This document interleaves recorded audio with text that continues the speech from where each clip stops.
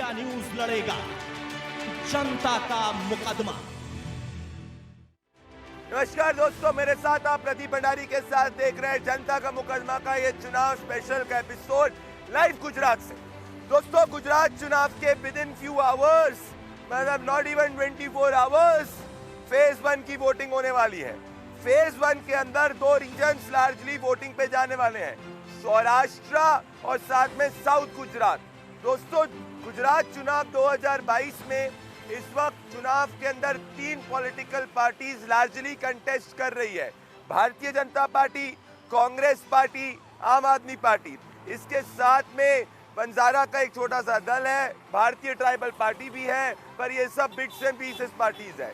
इस बार 500 से ज्यादा इंडिपेंडेंट कैंडिडेट्स भी खड़े हुए हैं, 350 से ज्यादा इंडिपेंडेंट कैंडिडेट्स भी अक्रॉस गुजरात खड़े हुए हैं। अब गुजरात चुनाव के अंदर 2 बड़े क्लेम्स हैं अभी तक दोस्तों, क्योंकि ये जो एपिसोड है मैं आपको इसमें बताऊंगा कि what is at stake in phase 1 हर पॉलिटिकल पार्टी के लिए। गुजरात चुनाव में एक क्लेम है भारतीय जनता पार्टी द्वारा कि वो भारतीय जनता पार्टी पिछली बार से ज्यादा मार्जिन से जीतेगी, that's the claim by the BJP. Congress party के लीडर्स क्लेम कर रहे हैं 150 सीट वो जीतेंगे। आम आदमी पार्टी चिट्ठी पर लिखकर हर पत्रकार, हर जर्नलिस्ट को ये दे रही है कि उसकी सरकार बनने वाली है। ये 3 क्लेम्स हैं। अब इन 3 क्लेम्स में से कौन सा क्लेम जो है वो आगे बढ़ेगा, वो इस बात पर निर्धारित होगा कि फेज 1 के अंदर वोटिंग कैसे होती है। दोस्तों, फेज 2 से ज्यादा फेज 1 गुजरात चुनाव का क्रिटिकल है, क्योंकि जो भी आम आदमी पार्टी का फिनोमिना अगर होता है तो वो फेज 1 से देखा जाएगा।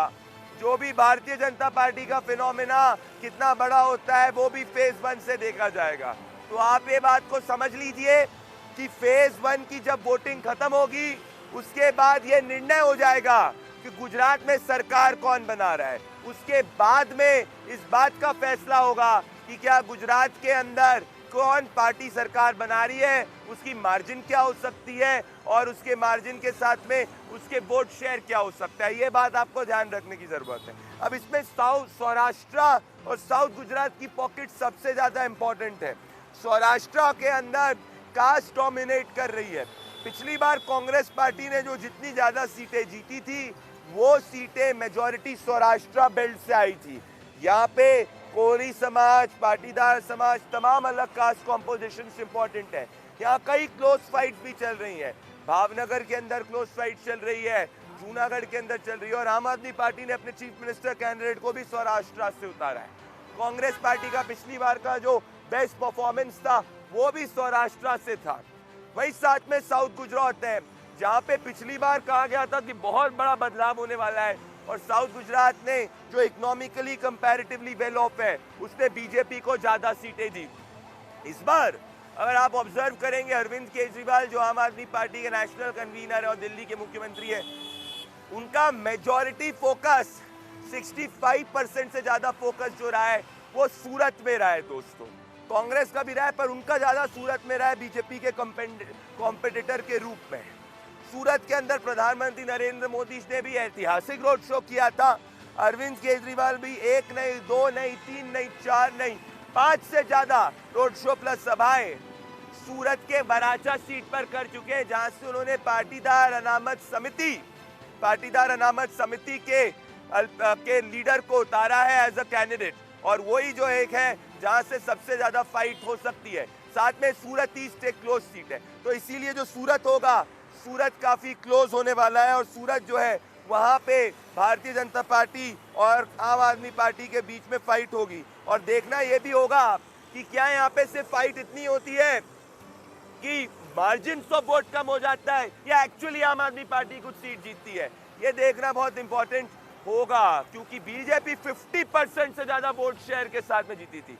पर इन सब के बीच में विद इन फेज 1 के पहले क्या गुजरात चुनाव का नैरेटिव प्रधानमंत्री नरेंद्र मोदी को कांग्रेस द्वारा दी गई गाली हो गई है, जिसमें उन्होंने रावण शब्द का भी प्रयोग किया था? क्या गुजराती अस्मिता हो गया है, या मुद्दा महंगाई, या मुद्दा जो अपोजिशन रेस कर रही है, मुद्दा बदलाव है? ये आज के एपिसोड में हम बिफोर फेज 1 जानने की कोशिश करेंगे। अब से 12 घंटों से भी कम समय है गुजरात में मतदान होने वाला है। 89 सीटें, 19 जिले, 788 प्रत्याशी और 70 महिला प्रत्याशी। 2 करोड़ 39 लाख मतदाता 25,434 मतदान केंद्रों पर अपना मतदान करेंगे। कच्छ, सौराष्ट्र, दक्षिण गुजरात के 19 जिले, जहां बीजेपी और आम आदमी पार्टी में जमकर प्रचार किया, वहां कल मतदान होगा। आखिर किसका पल्ला भारी, बीजेपी, आम आदमी पार्टी या फिर कांग्रेस? गुजरात में आपने देखा एक तरफा लोगों का मन बना हुआ है भारतीय जनता पार्टी को आशीर्वाद देने का, और भारतीय जनता पार्टी पिछले सारे रिकॉर्ड तोड़ करके नरेंद्र मोदी इस बार भारतीय जनता पार्टी को लोग आशीर्वाद देंगे। नई पार्टी अपनी जगह बना पाएगी। कौन सी पार्टी? आम आदमी पार्टी। ये आई पीछे है, गई पहले है। नरेंद्र मोदी जी का रिकॉर्ड भूपेंद्र पटेल तोड़ेंगे आपको लगता है? बिल्कुल, सारे रिकॉर्ड नरेंद्र मोदी जी का नहीं, भारतीय जनता पार्टी सारे रिकॉर्ड तोड़ेगी। वो जो अपशब्द कहे गए कांग्रेस के द्वारा प्रधानमंत्री जी के लिए, सोनिया जी और राहुल जी, जिस तरीके से मोदी जी जब से प्रधानमंत्री बने हैं तब से वह उनके लिए अपाच्य है। वो इस बात को डाइजेस्ट नहीं कर पाते, पचा नहीं पाते, और उनका अहम अभी भी वैसा ही है। रस्सी जल गई है, बल नहीं गया है, और जिस तरीके की भाषा वो इस्तेमाल करते हैं वह स्तर विहीन है। वो बहुत ही निचले स्तर की भाषा का उपयोग होता है। हर तरीके की बात उन्होंने कही है जो मैं कह भी नहीं सकता, और उनके जो नेता हैं वो उसी भाषा को लेकर के आगे चल रहे हैं। ये उनका हताशा बताता है, और ये उनके बारे में स्पष्ट करता है कि वह चुनाव हार चुके हैं। आम आदमी पार्टी को बीजेपी का गढ़ जीतने का पूरा भरोसा है। सूरत में आम आदमी पार्टी 8 से 9 सीटें जीतने का दावा कर रही है। भाजपा का वर्चस्व रहा है सूरत में, आप भी सूरत में लगातार कैंपेन कर रहे हैं, तो लगता है कि सूरत लड़ाई का केंद्र है अभी के समय? नहीं, मुझे लगता है सूरत भी इम्पोर्टेंट है। सूरत में भी मैंने समय दिया, मैंने पूरे गुजरात में समय दिया। मैं वडोदरा में भी रहा, अहमदाबाद में भी रहा, गांधीनगर में भी रहा, मैं राजकोट में भी रहा, भावनगर में भी रहा। मैं हर जगह गया हूँ। पिछले 4-5 महीने के अंदर पूरी गुजरात के अंदर गए हैं, और मेरा अपना मानना है कि हमें हर जगह से अच्छी सीटें मिलेंगी। कल सभी की निगाहें इन महत्वपूर्ण सीटों पर होंगी। मोरबी, जहां पुल टूटने से 130 से ज्यादा जानें चली गईं, यहां से बीजेपी ने अमृत्य कांचीलाल को मैदान में उतारा है, जिनको मोरबी हादसे में तत्परता से लोगों ने जानें बचाते हुए देखा था।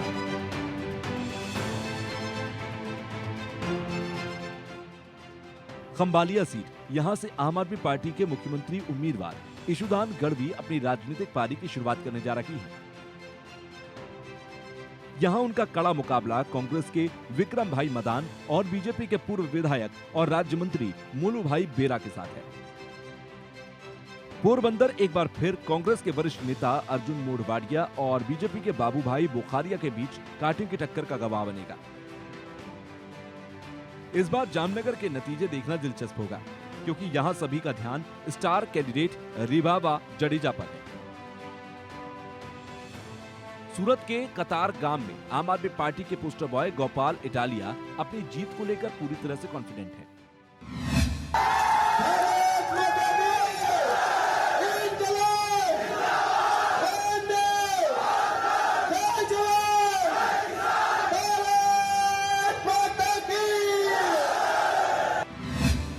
बराचा सीट पर बीजेपी के किशोर कनानी, जो पूर्व मंत्री भी हैं, यहां से लगातार तीसरी बार चुनाव लड़ रही है, और उनका मुकाबला आम आदमी पार्टी उम्मीदवार अल्पेश कथेरिया से है। फेज 1 की अगर मैं कंपटीशन की बात करूं तो फेज 1 के अंदर कई की कंपटीशन है। जो पहला की कंपटीशन है वो है जामनगर नॉर्थ की सीट पे। इस जामनगर नॉर्थ की सीट पे रिबाबा जडेजा जो है वो कंटेस्ट कर रही हैं। रिबाबा जडेजा की सीट इसीलिए भी इंपॉर्टेंट है क्योंकि ये एक हाई प्रोफाइल सेलिब्रिटी सीट देखी जा रही है, और इस पे ऑपोजिशन की पार्टीज, भले कांग्रेस हो गई, आम आदमी पार्टी हो गई, वो एक बड़ी ताकत को लगाने की कोशिश कर रही है। और वो बड़ी ताकत को इसीलिए लगाने की कोशिश कर रही है क्योंकि उनको पता है कि अगर रिबाबा जडेजा को हरा देंगे तो उससे एक बड़ा मैसेज जाएगा, साथ में जीतू वघानी की जो सीट है, जो है भावनगर की सीट, जहां पे काफी क्लोज कॉन्टेस्ट चल रहा है और वो शिक्षा मंत्री हैं और वहां पर कांग्रेस और आम आदमी पार्टी काफी ज्यादा ताकत लगा रही है। उसके साथ में मैं बात करूं ईसुदान गढ़वाई की सीट, ईसुदान गढ़वाई की सीट है जो आती है सौराष्ट्र के अंदर, खंबानिया सीट है, जहां पे ईसुदान गढ़वाई जो है वो जीतने की कोशिश कर रहे हैं और उस सीट पे भी नजर काफी इंपॉर्टेंट है। अगर इसके साथ में मैं बात करूं तो इसके साथ में जो दूसरी सीट है जो वो इंपॉर्टेंट है वो है सूरत की सीट है। वराछा की सीट बात करूं जहां पे आम आदमी पार्टी ने सबसे ज्यादा ताकत लगाई है, कांग्रेस पार्टी भी वहां पे ताकत लगा रही है और पाटीदार अनामत समिति के जो कैंडिडेट है वो आम आदमी पार्टी से लड़ रहे हैं। पिछली बार बीजेपी को 50% से ज्यादा वोट आया था और देखना ये होगा कि क्या वराछा की सीट के ऊपर भारतीय जनता पार्टी और आम आदमी पार्टी की लड़ाई में कौन बाजी मारता है। इसके साथ में सूरत ईस्ट की सीट है, इस सूरत ईस्ट की सीट पे भी लड़ाई काफी कांटे की चल रही है। इस कांटे की लड़ाई के अंदर सूरत ईस्ट में देखना ये होगा कि क्या मुस्लिम वोट डिवाइड होता है ओपोनेंट्स द्वारा या डिवाइड नहीं होता है, और क्या भारतीय जनता पार्टी ये क्लोज सीट को भी जीत पाती है कि नहीं जीत पाती है। इसके साथ में इसमें मजूरा की सीट, जहां गुजरात के होम मिनिस्टर हर्ष संघवी खुद कंटेस्ट कर रहे हैं, जहां 70% से ज्यादा वो पोल करते हैं, देखना ये होगा कि क्या मजूरा की सीट से हर्ष संघवी उतनी मार्जिन से ही जीतते हैं। हर्ष संघवी की मार्जिन क्या होती है, क्योंकि अभी तक कई एनालिस्ट कह रहे हैं कि उनका जीतना लगभग तय because of his own popularity. तो सूरत की सभी सीटें जो हैं, 12 की 12 सीटें जो हैं जो आती है वो सबके सब पे कीन नजर है। उसके साथ में पर मेजॉरिटी सीट वराछा, सूरत ईस्ट, उसके साथ में मजूरा और चौथी सीट जिस पे नजर है वो है गोपाल इटालिया की सीट। गोपाल इटालिया की सीट के ऊपर आम आदमी पार्टी ने काफी ज्यादा ताकत झोंकी है और देखना ये होगा कि वहां पे क्या होता है। तो सूरत ईस्ट में कॉम्पिटिटर जो है वो कांग्रेस भी है, उसके साथ में गोपाल इटालिया की सीट है, उसके साथ ईसुदान गढ़वाई की सीट है और उसके साथ जीतू वघानी की सीट है और इन सब के साथ में हर्ष संघवी की सीट है। तो ये सब जो है ये काफी ज्यादा कोट अनकोट वीआईपी सीट्स है। इसके साथ में एक और वीआईपी सीट है जहां भारतीय जनता पार्टी के एमएलए मोरबी के लड़ रहे हैं और पिछली बार वो जब मोरबी का डिजास्टर हुआ था, ट्रेजेडी हुई थी, तब वो खुद जो है जो तालाब के अंदर कूद गए थे लोगों को बचाने के लिए। तो देखना ये होगा कि क्या उनका पर्सनल कनेक्ट काम करता है कि नहीं करता है, या उनका पर्सनल कनेक्ट काम नहीं करता है। तो मोरबी की सिर्फ वही सीट नहीं, बाकी की सीटों के ऊपर भी नजर होने वाली है। तो मोरबी के साथ में रीवाबा जडेजा के साथ में अगर मैं बात करूं, राजकोट की सीटों पे भी नजर होगी, क्योंकि राजकोट में गढ़ कहा जाता है सौराष्ट्र में।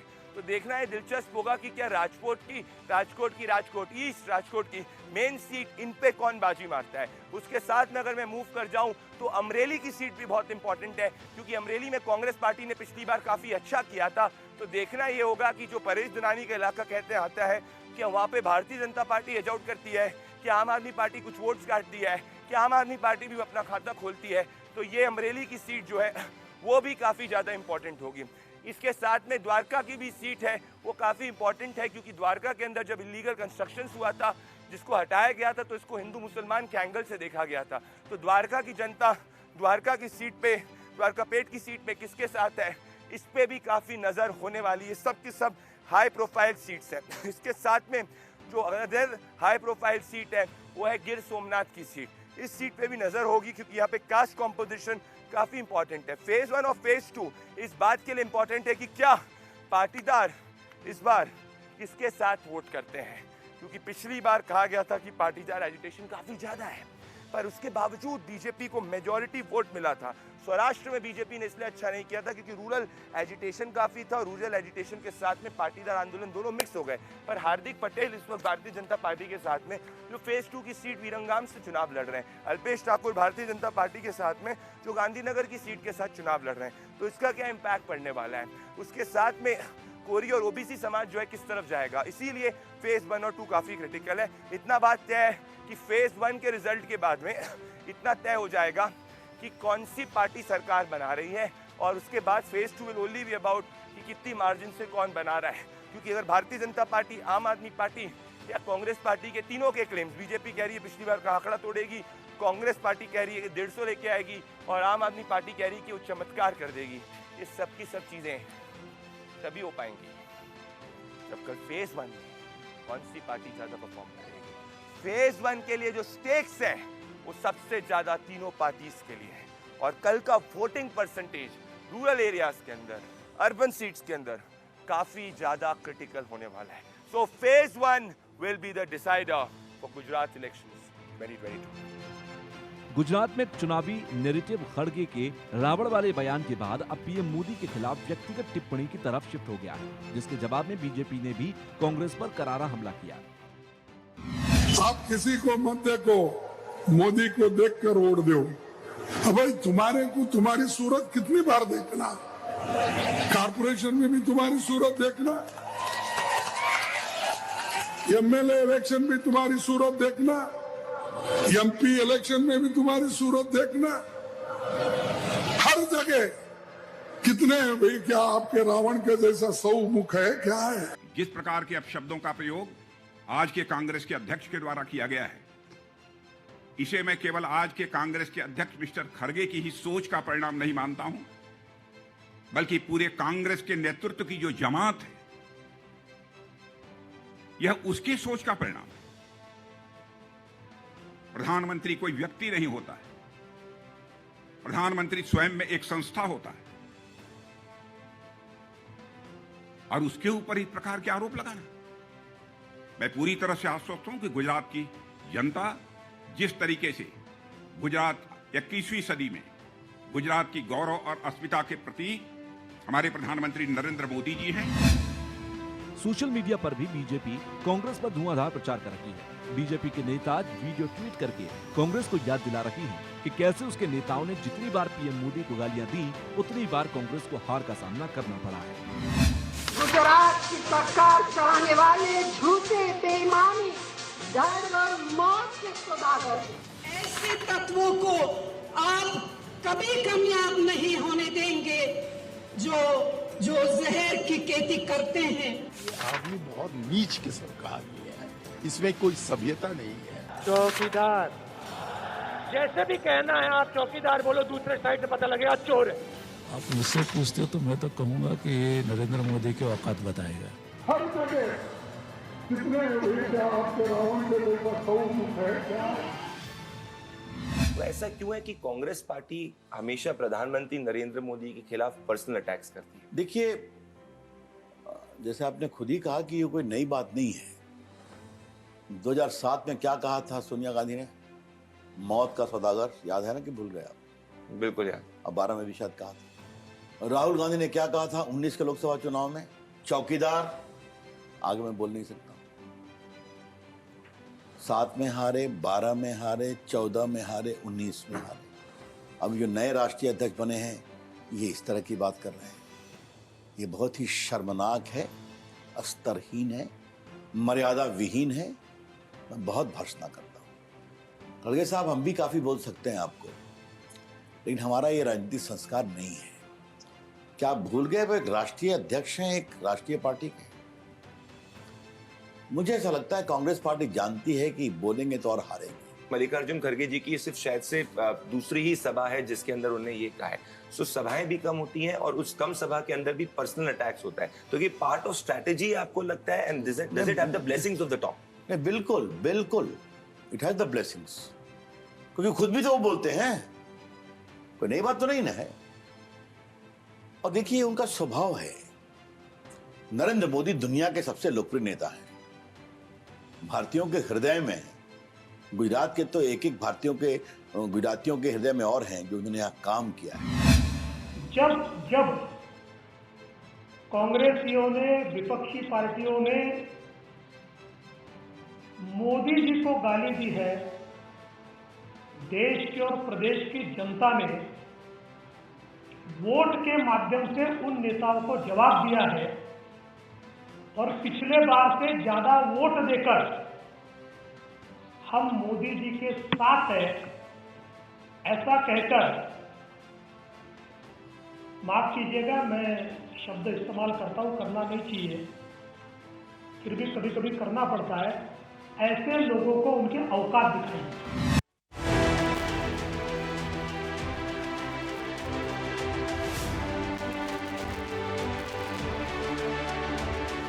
वाली कांग्रेस के बारे में क्या सोचते हैं, ये जानने के लिए हमने उनसे बात की। चुनाव होती है तो चुनाव सिद्धांतों के ऊपर लड़ी जाती है, वहाँ के मुद्दों के ऊपर लड़ी जाती है। पर कांग्रेस की ये कौन सा सिद्धांत है, ये कौन सा मुद्दा है जहाँ पे प्रधानमंत्री नरेंद्र मोदी को, जो गुजरात के बेटे भी हैं, उनको अभद्र टिप्पणी किया, उनको गालियाँ दी जा रही हैं। ये यहाँ के जनता से जानने की कोशिश करेंगे कि यहाँ की जनता इसके बारे में क्या सोचती है। हमारे साथ यहाँ लोग जुड़ेंगे, उनसे बात करने की कोशिश करते हैं। आइए हम यहाँ एक फैमिली यहाँ बैठी हुई है। ये आप यहीं से हैं? यस। क्या नाम है आपका? धवल। धवल जी, प्रधानमंत्री नरेंद्र मोदी को के ऊपर कांग्रेस ने बहुत अभद्र टिप्पणियां की हैं, गालियां दी है, वो बोला कि उनको औकात में लाएंगे, इसके ऊपर आप क्या कहना है? सबसे पहली बात, वो कॉमन मैन नहीं है, वो देश का प्रधानमंत्री है। उसकी हमको अपोजिशन में हो या फिर कहीं और भी हो, दुश्मन क्यों ना हो, पर वो अभी देश का प्रधानमंत्री है, उसको इस तरीके से बात नहीं करनी चाहिए। बिल्कुल, क्योंकि चुनाव तो मुद्दों पर लड़ी जाती है, चुनाव सिद्धांतों से लड़ी जाती है। ये चुनाव लड़ा जाता है, किसी काम को देख के चुनाव लड़ो, किसी के गंदे काम को देख के क्यों आप उसका दिखावा करते हो। चुनाव आपको लड़ना है तो खुद के काम करके भी आप चुनाव जीत सकते हो। तो कांग्रेस ने जिस तरह से मतलब ये जो मोदी जी को लेकर जिस तरह से टिप्पणी की है, ये गालियां दी जा रही हैं, उनको औकात में लाने की बात की जा रही है। जनता देख रही है कि भाई पूरी दुनिया में मोदी जी क्या है। अभी जिस लेवल पे मनमोहन सिंह थे उस टाइम पे क्या था, और अभी भारत का वैल्यू पूरे दुनिया में क्या है। जिस तरह से यूक्रेन से इंडिया का स्टूडेंट को जो जिस तरह से मोदी लेके आया, वो बहुत बेहतरीन तरीके से लाए। पूरे दुनिया में मोदी जी ने इंडिया का नाम रोशन किया है। जनता सब देख रही है, जनता उल्लू नहीं है भाई। 2, 4, 5 कुछ 200-300 यूनिट फ्री में देने से केजरीवाल कुछ नहीं कर सकता, या फिर कांग्रेस तो यहाँ पे गुजरात में रहने ही नहीं दी है भाजपा ने। आप कहीं भी अच्छा, आपको लगता है कि कांग्रेस जिस तरह से गाली मोदी जी को दे रही है या उनका अपमान कर, इससे कांग्रेस कुछ फायदा मिलेगा? कुछ नहीं भाई, उसकी वैल्यू मैं मेरे मुंह से अगर गाली बोलूँगा तो मैं सबके सामने थोड़ी ना अच्छा दिखूंगा। मेरी वैल्यू तो सबके सामने तो डाउन होगी, मैं खुद को थोड़ी ना ऐसे हाईलाइट करूँगा। आइए हम हमारे साथ और भी लोग यहाँ जुड़ेंगे और लोग से बात करने की कोशिश करेंगे, जो अटल ब्रिज पे कंटिन्यू यहाँ पर रह रहे हैं, इन लोग से बात करेंगे। और यहाँ के जो सफाई कर्मी हैं, क्या नाम है आपका? नरेश जी, प्रधानमंत्री नरेंद्र मोदी को कांग्रेस उनका बार अपमान कर रही है, उन पर पर्सनल अटैक कर रही है, उनके गरीबी का मजाक उड़ा रही है, उनको नीच बता रही है, उनको औकात में लाने की बात कर रही है। तो चुनाव तो मुद्दों से लड़ी जाती है, सिद्धांतों से लड़ी जाती है, जीत हार तो जनता तय करेगी। तो क्या इस तरह से गाली देना यह सही है? नहीं, गलत बात है। नहीं बोल सकते गाली किसी को, काय के लिए बोलने की जगह कहाँ है। जो आने वाला है वो तो आने। प्रधानमंत्री नरेंद्र मोदी ने विकास किया है तो वो मेरे को सब पता नहीं चलता, लेकिन वो सही इंसान है, सब अच्छा करते हैं देश के लिए। आपका क्या नाम हुआ? निकिता। मोदी जी आपको कैसे लगते हैं? अच्छे लगते हैं, उन्होंने काफ़ी विकास किया है, बच्चे लड़कियों के बारे में सब किया है, पर हम लोगों को पक्की नौकरी क्यों नहीं देते? हाँ। लेकिन कांग्रेस जिस तरह से अपमान कर रही है, जिस तरह से उनको गाली दे रही है, क्या सही है? वो सही नहीं है, वो गलत है। वो गलत है, तो ये भी बता रहे हैं कि ये गलत है। और भी लोगों से बात करने की कोशिश करेंगे और भी जानेंगे लोगों से बात करने की कि आखिर चुनाव, सही बात है, चुनाव सिर्फ मुद्दों से लड़ी जाते हैं, मुद्दों से लड़ी जाती है। इस तरह से गाली देकर, अपमान देकर के कांग्रेस को क्या लग रहा है कि कांग्रेस का वोट बैंक से बढ़ेगा? ये तो गुजरात की जनता तय करेगी। और यहाँ से और भी युवा हैं, उनसे युवा बात करने की कोशिश करेंगे। क्या नाम है आपका? मेरा नाम अमृत चौहान। अमृत चौहान जी, क्या लग रहा है इस गुजरात में क्या होगा? गुजरात में क्या, मोदी जी आएंगे और मोदी आएंगे। कांग्रेस तो बार बार मतलब अपमान कर रही है, बार बार उनको अटैक कर रही है, पर्सनल अटैक कर रही है, उनका निजी जीवन को मजाक उड़ा रही है। नहीं, ऐसा कुछ नहीं, जैसा काम देखते हैं वैसे लोग करते हैं। जिस तरह से अपमान किया जा रहा है वो सही है? नहीं, अपमान तो करना किसी का भी नहीं करना चाहिए, जैसा जो करेगा वैसे। कांग्रेस जिस तरह से अपमान कर रही है, कांग्रेस जिस तरह से अटैक कर रही है, इससे क्या लग रहा है कि कांग्रेस को इस चुनाव में फायदा हो जाएगा? नहीं, फायदा तो किसी को नहीं होगा। देखो, अच्छा काम करेगा तो सबका फायदा होगा, ऐसा है। जो अच्छा काम करेगा उसका फायदा होने वाला ही है, लोग काम देखते हैं। आपका भैया क्या नाम है? अरे आइसक्रीम खाते बात कर लीजिए भैया। ये देखिए, ये भाई साहब बिल्कुल बुला रहे हैं। क्या नाम है आपका? अजय। अजय जी, कांग्रेस नेता लगातार हमलावर है प्रधानमंत्री नरेंद्र मोदी के ऊपर, पीएम के ऊपर, जो भारत के प्रधानमंत्री हैं, गुजरात के बेटे भी हैं। चुनाव तो मुद्दों से लड़ी जाती है, सिद्धांतों से लड़ी जाती है। हर राजनीतिक पार्टी का अपना सिद्धांत और मुद्दा होता है। तो आप ये जिस तरह से कांग्रेस अटैक कर रही है, बाबा मोदी ये पर्सनल, उनके पर्सनल निजी जीवन पर अटैक कर रही है, ये क्या सही है? वो तो गलत है। और वैसे भी हम मोदी भक्त थे, वैसे भी हम यहाँ पे तो बीजेपी ही है और बीजेपी ही आएगी। बीजेपी आएगी। आपको लग रहा है कांग्रेस को इससे कुछ फायदा होगा, गाली देने से, अपमान करने से? कितनी बार गाली दी, मौत का सौदागर का फायदा हुआ नहीं हुआ ना। आज भी गाली देंगे, फायदा तो नहीं होगा और कभी नहीं होगा। 27 साल से नहीं आ रही और 27 साल नहीं आएगी अगर इसी तरह से गाली। ये कह रहे हैं कि 27 साल तो नहीं आए, 27 साल और नहीं आएगी। और बताइए, और मोदी जी ने विकास किया है कुछ? हाँ, दिख ही रहा है। देखो, ये विकास का तो ले रहे, एंजॉय कर रहे हैं विकास का ही। देखो ये बताइए, विकास का ही इंजॉय ले रहे हैं, तो और भी लोग यहाँ से हैं जिनसे बात करने को। आप बताइए कुछ। मोदी जी ने विकास किया है या तो कांग्रेस अपमान क्यों कर रही है बार बार? वो गलत है, उनके पास दूसरा कोई मुद्दा नहीं है इसलिए। उनके पास कोई दूसरा मुद्दा नहीं है। हाँ, यहाँ एक दीदी है बगल में, बताएंगे कुछ? अच्छा, ये कुछ बताने से नहीं बता पाएंगे, और भी लोग यहाँ से बात करने कहेंगे। आपका क्या नाम है? सरोज। मोदी जी ने कुछ काम किया देश के लिए? अच्छा तो किया, अच्छा किया, इतना सारा सुधारा किया। लेकिन कांग्रेस तो अपमान कर रही है, कांग्रेस गाली दे रही है। पता नहीं इसको क्या चाहिए, अपना देश चाहिए कि पता नहीं क्या। तो कांग्रेस ऐसा क्यों कर रही है बार बार? पता नहीं, ना मैं तो मोदी को वोट दूंगी। अपने मोदी अच्छे के लिए, ये फायदे के लिए, नौकरी भी लड़कियों को दे रही है, इतनी आज़ादी नौकरी दे रही है, इसलिए मोदी को ही मैं तो वोट दूंगी। और भी यहाँ पे महिलाएं हैं, उनसे बात करने की कोशिश करेंगे। आप लोग पढ़ाई करते हो? हाँ। मोदी जी ने कुछ किया है देश के लिए? अच्छा कुछ काम किया है? हाँ। तो लेकिन कांग्रेस तो गाली दे रही है। मोदी जी अच्छे है ना, बहुत अच्छा काम किया। तो मोदी जी को गाली की कांग्रेस दे रही है क्या? कांग्रेस जब गाली दे, कांग्रेस को लग रहा है कि वो गाली देगी तो उसको फायदा हो जाएगा, गुजरात की जनता उसको वोट कर देगी? नहीं, हमारे देश अच्छा होना चाहिए, बस हम कुछ नहीं चाहते। हमारा देश बहुत महान होना चाहिए, कुछ नहीं। तो ये महिलाएं कह रही हैं कि मोदी जी ने अच्छा काम किया, अच्छा विकास किया है, और मोदी जी को ही वो लोग वोट करने वाली हैं। और यहाँ के युवा हैं। आपका क्या नाम है? ऋषभ रॉय। ऋषभ रॉय, आप कहाँ से रहने वाले हैं? मुंबई। गुजरात में कब से आप हैं? 3 दिन, और आना जाना तो होता है। 3 दिन से गुजरात में हैं। मोदी जी ने देश के लिए कुछ काम किया है? ऑफ कोर्स किया है। ऑफ किया, लेकिन कांग्रेस तो बार बार गाली दे रही है, बोले उनको नीचे दिखा, उनको औकात लाने की बात कर रही है। देखो, यहाँ पे ना मैं किसी के अगेंस्ट कुछ बोलने का नहीं है, किसी के फेवर में कुछ बोलना नहीं है, बट ये है अगर कोई प्रोग्रेस कर रहा है, अगर देश के लिए कुछ अच्छा कर रहा है तो उस इंसान को सपोर्ट करना चाहिए, रेदर देन उसको ये मतलब गाली वगैरह करने के लिए। अभी गाली वगैरह किसना क्या दिया है वो पता नहीं, बट सपोर्ट तो करना चाहिए। कांग्रेस नेताओं ने उन्हें बोला उनको औकात में लाएंगे, एक ने बोला उनको नीच बताया, एक ने उनको रावण तक बता दिया। अभी देखो, मुंह है अपना, बोलने वाले तो बोलेंगे।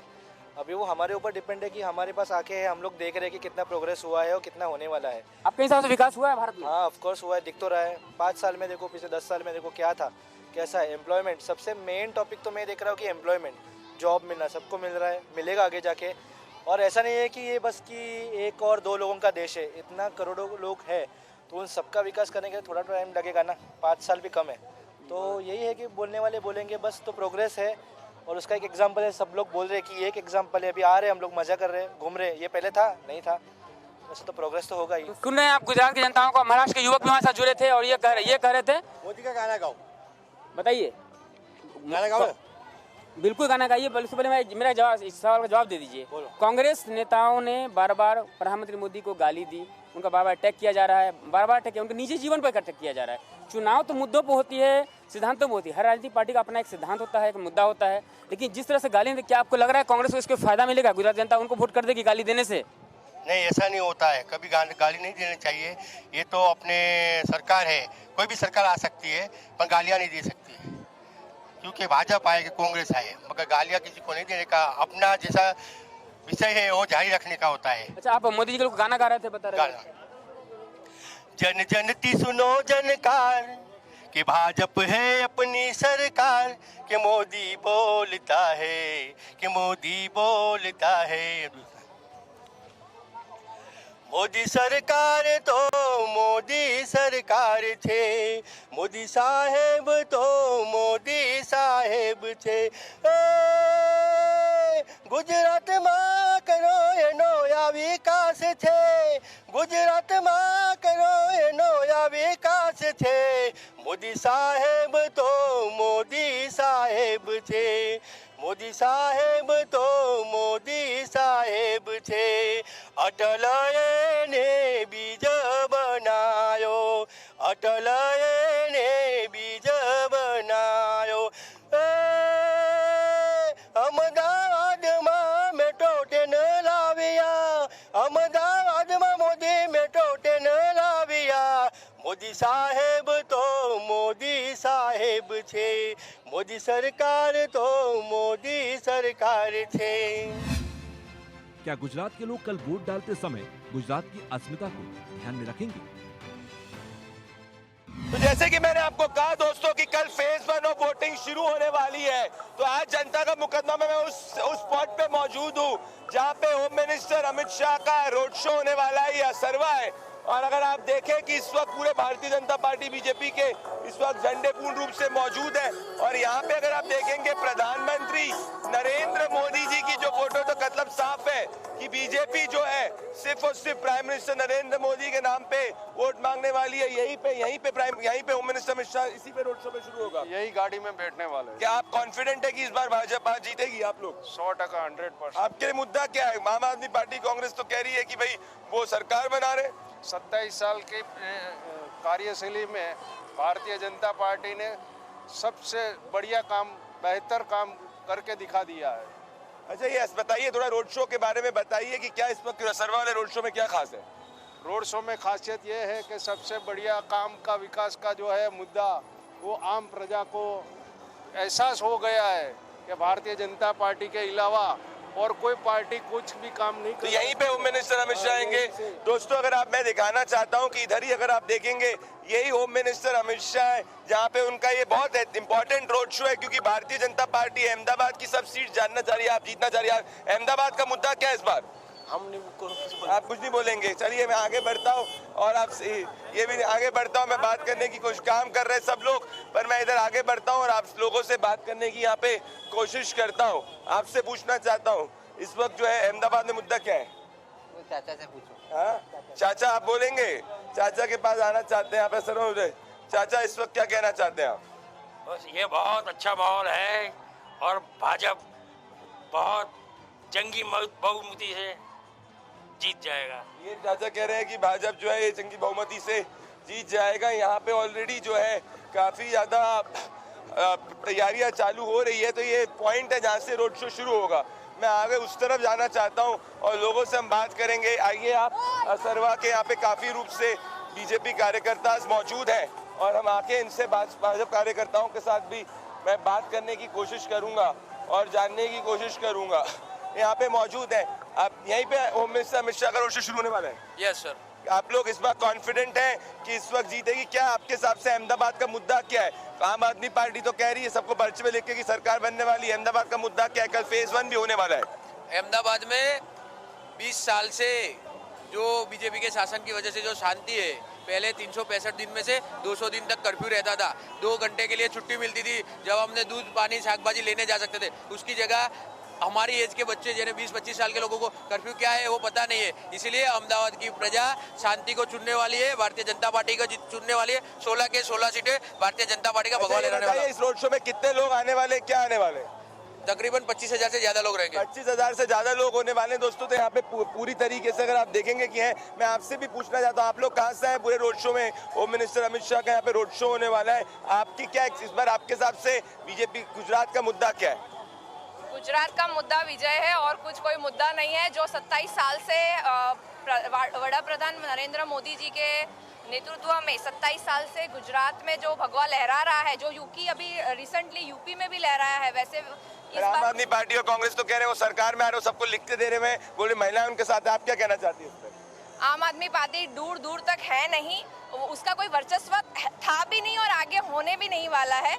और बात करें कांग्रेस की, तो वो तो आप हर इलेक्शंस में उनका रिजल्ट देख ही सकते हैं। तो ये काफी कॉन्फिडेंट है। यहाँ पे मैं आना चाहता हूँ, यहाँ पे काफी जो है बीजेपी के वर्कर्स हैं, बीजेपी के लोग मौजूद हैं। मैं आप पूरे आइए इधर, केसरिया में नहीं बोलेंगे आप? इधर आइए आइए, आप पूरे तरीके से केसरिया में यहाँ पे लिपते हैं, यहाँ पे साफे में बांध जा रहे हैं। ये रोड शो बहुत इंपॉर्टेंट है, जहाँ पे हो रहा है। पिछली बार भाजपा इस सीट को 30,000 से ज्यादा मार्जिन जीता था, 30,000 से ज्यादा मार्जिन से जीता था, 50,000 वही होता है। तो मैं आपसे ये जानना चाह रहा हूँ, आप लोग बताइए, आप इतने कॉन्फिडेंट है, दूसरी तरफ आम आदमी पार्टी वाले तो सबको पर्चों पे लिख के दे रहे हैं कि सरकार उनकी बनेगी, कांग्रेस कह रही 150 सीट वो जीतेगी, तो आप कैसे कॉन्फिडेंट रहते हैं?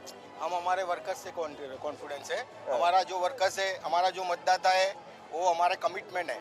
अहमदाबाद में यहाँ पे क्या मुद्दा, क्या आपके हिसाब से मुद्दा क्या है? विकास का मुद्दा है। तो आपके यहाँ पे विकास का मुद्दा है, तो ये जो आपके ओपोनेंट्स रेस कर रहे हैं कि विकास नहीं हो, उनको क्या कहेंगे आप? उन लोग को पता ही नहीं, वो गुजरात के है ही नहीं, तो उनको क्या पता चलेगी कि गुजरात में क्या विकास है। जो यहाँ रहता है उसको पता है। देखो यार, रिवर फ्रंट में, साबरमती में रिवर फ्रंट बना है, कि फिर यहाँ ये नया अटल ब्रिज बनाया हुआ है, ये रोड सड़कें, यहाँ बिल्डिंग। ये कह रहे हैं कि युवा जो है इस वक्त क्या चेंज चाहता है क्या? ये मैं कई प्रेस कॉन्फ्रेंसेस देख रहा था आम आदमी की, कांग्रेस की, वो कह रहे हैं कि युवा इस बार जो है बदलाव चाहता है। आप खुद युवा है, आप जब युवाओं से आज बीजेपी इंटरेक्ट कर रहे हैं, जो रोड शो पूरा मौजूद यहाँ पे शुरू होने वाला है, कितना लंबा रोड शो है और किस बात पे वोट मांग रहे हैं? युवाओं और हमेश भाजपा के साथी है। आपको किसने कहा युवा चेंज? मुझे नहीं, ये लोग लिख रहे हैं, हम नहीं कह रहे, ये लोग कह रहे हैं, लिख रहे हैं। वो तो बाहर से आए हुए हैं, उनको पता ही नहीं गुजरात में क्या चाहिए। गुजरात का युवा 2002 के बाद में आज तक कर्फ्यू गुजरात में आज तक नहीं हुआ। दिल्ली के दंगे हम लोग देख रहे हैं अभी भी। आप क्या गुजरात का युवा कभी किसी और पार्टी के साथ जा नहीं सकता। इन्हें 2002 की बात से शांति की बात की, अपोजिशन वाले इसको हिंदू मुसलमान के नजर से नहीं, हिंदू मुसलमान का मुद्दा वो लोग बना रहे हैं, कम्युनल वो लोग हो रहे हैं। लेकिन एक बात बताऊं, जो युवा 2002 के बाद जन्मा है ना, उन्होंने कभी जो कर्फ्यू या ये पत्थरबाजी ऐसे दंगेबाजी वर्ड सुने ही नहीं। उन्होंने सिर्फ गुजरात में विकास ही देखा है, और विकास सिर्फ और सिर्फ भाजपा और मोदी जी की वजह से है। अच्छा, मैं आप सबसे एक बात पूछना चाह रहा हूँ, आप कह रहे हैं विकास पूरा, अगर मेरे इस वक्त आप लाइव जो है शो जा रहा है, तो आप मुझे बताइए, अगर जोश देखना चाहते हैं तो क्या बीजेपी के कैंप में यहाँ पे जोश है?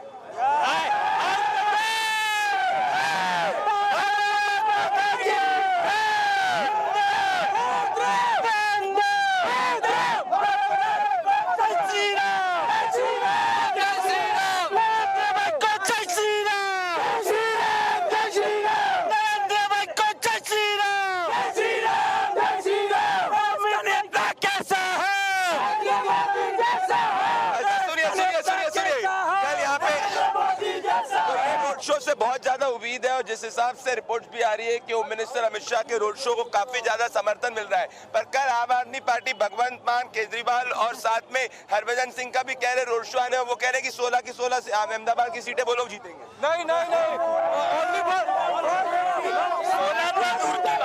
16 सीट तो दूर की बात है, वो पूरे गुजरात में अपना खाता नहीं खोल पाएंगे, क्योंकि गुजरात की जनता है ये फ्री के मुफ्त के वादों में नहीं आती। यहाँ पे मोदी जी 5 लाख का तो लोगों को सिर्फ आयुष्मान कार्ड दे रहे हैं, वो भी अब 10 लाख होने वाला है। तो फ्री के चक्कर में गुजरात की जनता, फ्री के चक्कर में हम किसी की बात में नहीं आए, ओनली फॉर मोदी। मोदी एक बार में 6 लाना तो मार देता है। 16 सीटों पे जमानत जब्त होने वाली आम आदमी पार्टी की। आप भी लिख के दे सकते हैं, आप लिख के दे सकते हैं, हम लोग पूरा दोस्तों यहाँ पे क्लियर है कि जोश ज्यादा है, जोश काफी ज्यादा है। और मैं बताना चाहता हूँ कि ये क्लियरली सिग्नल है कि मोदी है, और तो मुमकिन है कि पूरी चीज के सिग्नल से और सब कुछ है। और यहाँ अगर आप देखेंगे, मैं बता रहा हूँ, मुद्दा यहाँ पे बीजेपी के लिए सिर्फ और सिर्फ पीएम मोदी का विकास है। यहाँ पे अगर आप थोड़ा रोड बजा के दिखाएंगे कि किस तरीके से यहाँ पे जोश है, यहाँ पे उमंग है, और जोश और उमंग के साथ में यहाँ पूरा जोश चल रहा है। तो पीएम मोदी के जो है, तो आप देख सकते हैं कि किस तरीके से ये एक्साइटेड है, और यहाँ पे जोश तो मतलब साफ है। मैं पेनोरमिक व्यू दिखाइए पूरे रूप से, यहाँ पे पूरे रूप से जो है, पूरे रूप से यहाँ पे सिर्फ और सिर्फ जोश दिखने को मिल रहा है। और ये डिफरेंस दिखाता है, मतलब साफ है कि प्राइम मिनिस्टर नरेंद्र मोदी और होम मिनिस्टर अमित शाह के नाम पर ये पूरे रूप से जो है रोड शो किया जा रहा है। मैं यहाँ पे आना चाहता हूँ, ये रोड शो आप क्या कहना चाहते हैं? क्या मुद्दा है अहमदाबाद का? क्या बीजेपी आप लोग कॉन्फिडेंट है कि सरकार बनाएगी? कॉन्फिडेंट है कि आप लोग सत्ता के अंदर आएंगे? क्या मुद्दा क्या है अहमदाबाद का? इस बार मुद्दा क्या है? गुजरात का मुद्दा क्या है आपके लिए? गुजरात का मुद्दा विकास का मुद्दा है, और कॉन्फिडेंस के साथ बोलते हैं कि 142 के साथ भारतीय जनता पार्टी। अरे आम आदमी कांग्रेस वाले कह रहे हैं कुछ नहीं बिगाड़ सकेंगे, वो फ्री की बात कर रहे हैं। वो तो सब फ्री है। क्या बोलेंगे उनका? फ्री है, वो खुद फ्री है तो दूसरों को क्या फ्री देगा? वो खुद फ्री है तो दूसरों को क्या फ्री देगा? पंजाब की हालत देखो, दिल्ली की हालत देखो। अब तो वो मुस्लिम कम्युनिटी भी उनके विरुद्ध में, इनके अगेंस्ट में बोल रही है, तो क्या फ्री देगा? वो कोई फ्री नहीं चलेगा, ये फ्री कुछ नहीं चलेगा। ये भारतीय जनता पार्टी, ये गुजरात की सरकार है, और ये गुजरात में नरेंद्र मोदी का सिवा कोई नहीं चलता। नरेंद्र मोदी के उसमें आप क्या कहना चाहती है? मोदी जी आप क्या कहना चाहती है? कोई यहाँ पे बोले नरेंद्र मोदी सारू लागे। धन्यवाद धन्यवाद धन्यवाद नरेंद्र मोदी, धन्यवाद। તમને નરેન્દ્ર મોદી સારું લાગે? અમને ઘણા સુખી કર્યા, ઘણા અમને મફત અનાજ આલ્યું, ઘણું અમને દયા કરી એમના ઉપર, ઘણી આભાર। ગરીબો માટે નરેન્દ્ર મોદી સત્તા જ જરૂર છે, અમારે કોંગ્રેસ નથી જોતી અમારે। તમને નરેન્દ્ર મોદી કામ કરે? હા કરે છે, અમારે બહુ જ સહાયતા આલે છે નરેન્દ્ર મોદી ને હંમેશા માટે નરેન્દ્ર મોદી જ જોવે છે। तो ये क्लियरली आप महिलाएं भी कह रही है कि प्राइम मिनिस्टर नरेंद्र मोदी ने काफी काम किया। दोस्तों, मैं आपको जाते जाते एक बात को कहना चाहता हूँ, ये clear election for the BJP is about prime minister Narendra Modi. और जो फेज 1 का इलेक्शन, फेज 1 की वोटिंग होगी, वो फेज 1 की वोटिंग ये निर्धारित कर देगी कि सत्ता के अंदर कौन आएगा। तो कल जो सीटों की वोटिंग होने वाली है, वो सीटों से मोमेंटम मिलेगा। तो क्या बीजेपी जो इस वक्त काफी कॉन्फिडेंट दिख रही है प्राइम मिनिस्टर नरेंद्र मोदी के नाम पे, होम मिनिस्टर अमित शाह की माइक्रो मैनेजमेंट पे, क्या वो फेज 1 में बड़ी लीड ले पाएगी या कुछ बड़ा उलटफेर हो सकता है कांग्रेस या आप द्वारा? ये तो इसका निर्णय कल ही पता चलेगा। मेरे साथ जनता के मुकदमे के एक्सक्लूसिव एडिशन में मेरे साथ जुड़ने के लिए, एनालिसिस देखने के लिए, ग्राउंड रिपोर्ट देखने के दोस्तों, मैं उन एडिटर्स में से नहीं जो सिर्फ स्टूडियो पे बैठ के रहता हूँ। मैं आपकी बात उठाता हूँ और अब जनता की बात उठाता हूँ, और इस मेरे लिए सबसे पहले देश है, इसीलिए मैं यहाँ जनता और जमीन पे गुजरात में आपके लिए मौजूद हूँ। जुड़ने के लिए धन्यवाद, नमस्कार।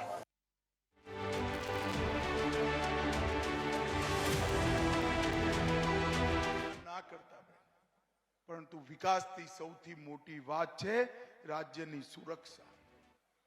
મિત્રો, કોંગ્રેસનું રાજ હતું, તમને બધાને 80 થી 95 નું રાજ યાદ હશે।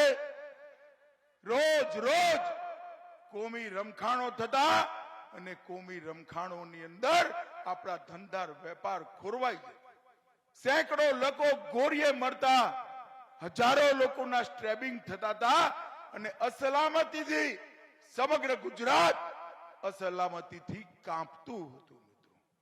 નરેન્દ્રભાઈ આયા અને સમગ્ર ગુજરાતને સલામત બનાવવાની શરૂઆત કરી। મિત્રો, પહેલા આપણી રથયાત્રા પર છાસ વારે પથ્થર મારી નાસી જતા હતા, અત્યારે કોઈની હિંમત નથી રથયાત્રા પર કાંકરી ચારો કરે। મિત્રો, જરાય આ પ્રકારનું શાંતિનું કામ, શાંતિ સ્થાપવાનું કામ ભારતીય જનતા પાર્ટીની નરેન્દ્ર મોદી સરકારે કર્યું છે।